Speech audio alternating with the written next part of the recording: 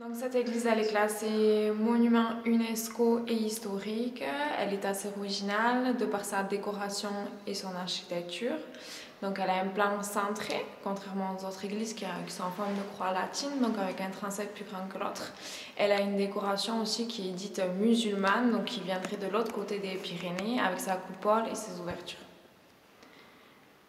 Il y en a peu de ce genre dans les Pyrénées, c'est ça? Alors, elle est assez unique de ce point de vue-là. On a d'autres claustras ailleurs, mais qui n'ont pas été gardés dans cet état-là et qui ne sont pas aussi nombreux.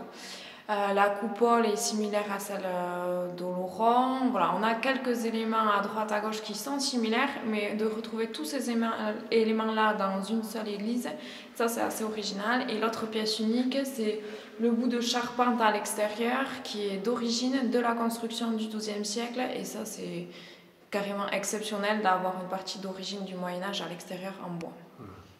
C'est un lieu de pèlerinage au départ, c'est ça? Il y a une histoire forte avec...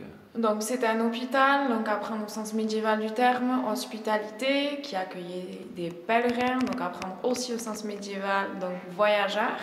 Donc il faut imaginer une grosse auberge en fait, accolée à cette église qui était la chapelle. On est sur la voie du Piémont, qui est une bifurcation de la voie d'Arles.